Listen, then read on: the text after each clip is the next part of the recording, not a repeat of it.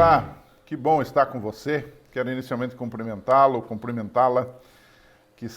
você que está assistindo esse canal, talvez pela primeira vez, seja muito bem-vindo aqui. Inscreva-se, dê o seu like aí também, isso é muito bom, vai fazer parte do nosso trabalho, vai ajudar o nosso trabalho a se desenvolver. É um trabalho totalmente voluntário e com certeza Deus tem grandes coisas para nós nessas lições desse trimestre. Então, eu conto com você e muito obrigado. A gente tem recebido muita gente que está nos escrevendo, a gente não consegue responder a todo mundo, mas a gente fica muito agradecido por essas mensagens de incentivo, de motivação e de agradecimento por esse trabalho que é totalmente voluntário e que pretende, com isso, nos ajudar a entender e, ao mesmo tempo, dar uma ideia geral de cada lição para ser exposta na sua igreja, na sua escola sabatina e também para a sua devoção pessoal.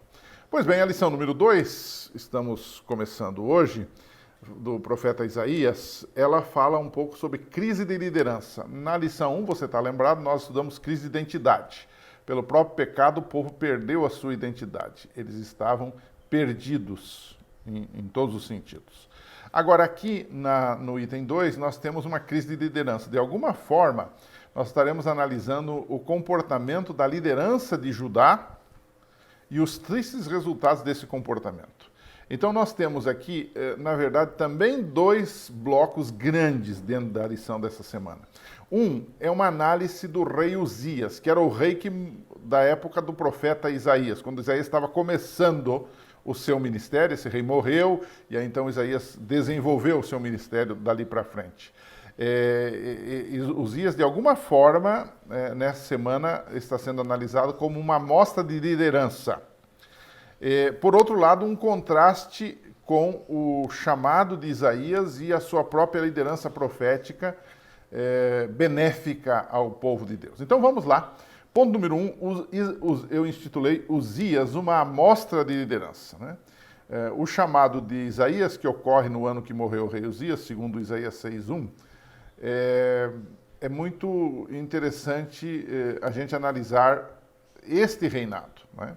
Uzias, ele fez um reino longo e foi próspero. Né? Mas aqui e ali ele cometeu algumas transgressões, e algumas muito sérias. Né? Uma delas foi a de tentar oferecer incenso no templo. Isto era de competência exclusiva dos sacerdotes.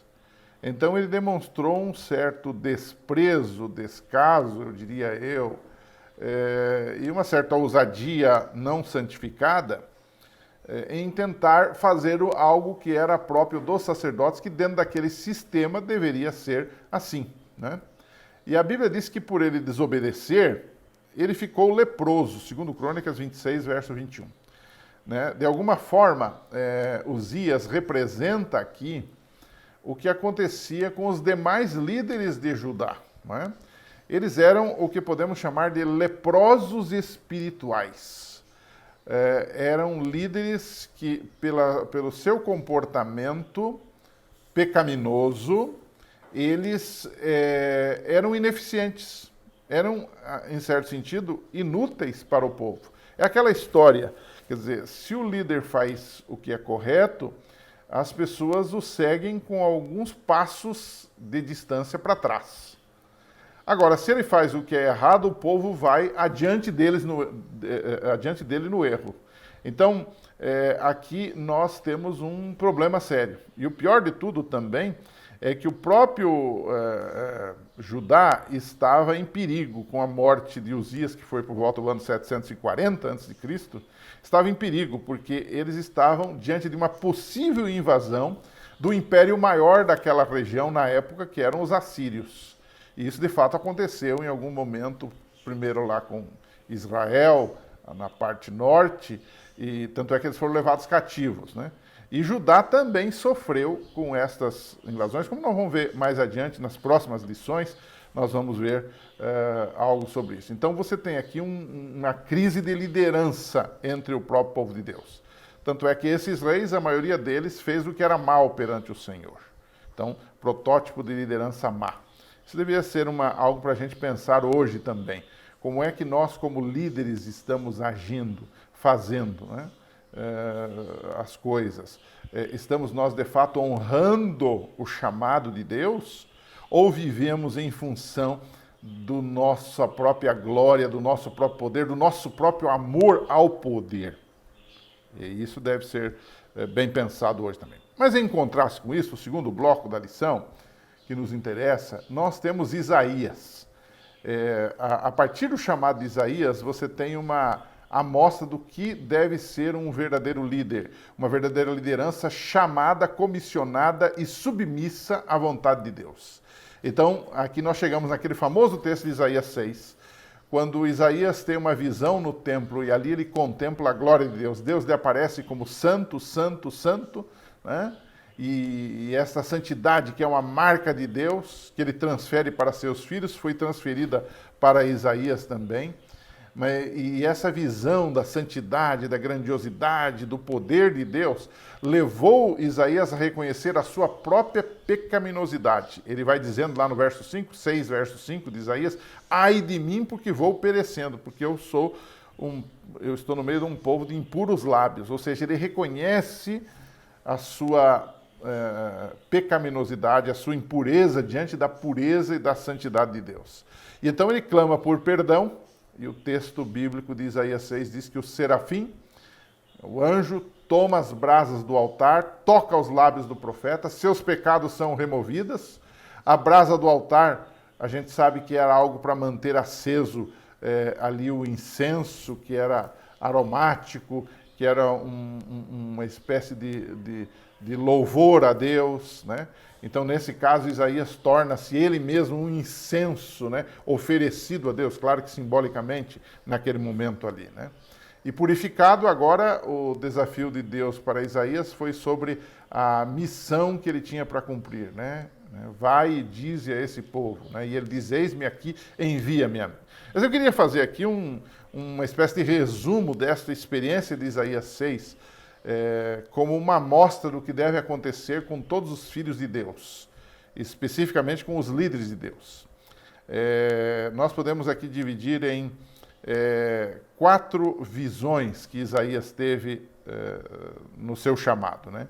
A primeira visão que um líder deve ter é a visão de Deus. Quando Isaías tem a visão de Deus, no capítulo 6, versos 1 a 4, sua vida é totalmente mudada para melhor, né? Segundo, quando você tem uma visão de Deus, você tem uma visão de si mesmo. Isaías 6, verso 5, ele disse: ai de mim, porque eu sou um pecador. Então, o primeiro passo para qualquer pessoa e também para um líder é reconhecer que é pecador e tem que permitir que Deus continue guiando os seus passos para ele não fazer besteira. Essa é a grande verdade. Então, você tem uma visão de Deus, segundo, uma visão de si mesmo. Terceira visão de Isaías é do próprio perdão de Deus. Depois que você tem uma visão de Deus e uma visão de você como pecador, você precisa buscar ajuda. E esta ajuda vem do perdão, da justificação de Deus. Isaías 6, 6 e 7. E finalmente, depois de ser perdoado, Isaías está pronto para a missão, que é pregar o evangelho, que é anunciar a palavra de Deus em Isaías 6, verso 8. Então eu queria concluir a lição desta semana deixando com você algo para você pensar e talvez conversar um pouquinho com o seu povo, com os irmãos, as pessoas que trabalham com você ali na unidade da Escola Sabatina, né?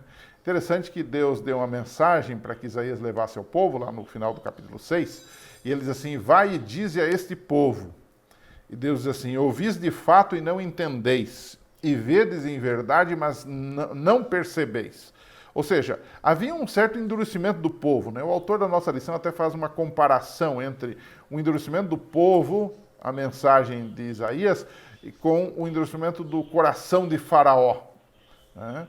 E a gente sempre diz que quando a mensagem de Deus chega à pessoa, ele tem 2 opções. Ele pode endurecer, se rejeitar, ele pode amolecer e aceitar esta mensagem, né? Então, Isaías foi a mesma situação. O mesmo sol, numa comparação, que endurece o barro, derrete a cera, né? Derrete a manteiga. Então, são duas duas prováveis, não prováveis, mas certos resultados desta ação do Sol, como dois certos resultados da ação de Deus, da mensagem de Deus. Ou você aceita ou você rejeita, ou você endurece ou você amolece o seu coração, né? Então, mas é interessante também, eu queria, e esse é o ponto, que você deveria conversar um pouquinho sobre isso e dizer o seguinte, que mesmo assim, com essas duas possibilidades de aceitação e rejeição, Isaías deveria pregar. E aí vem uma questão também para nós. Nós devemos também fazer o mesmo. O resultado está com Deus. E nós não devemos negligenciar a pregação. Não devemos também pensar só em resultados numéricos. Devemos pensar que devemos transmitir a mensagem e o resto está com a pessoa e está com Deus também, né? Pense nisso, um abraço para você. Semana que vem a gente se encontra e fale desse canal para os seus amigos. Até lá, que Deus abençoe.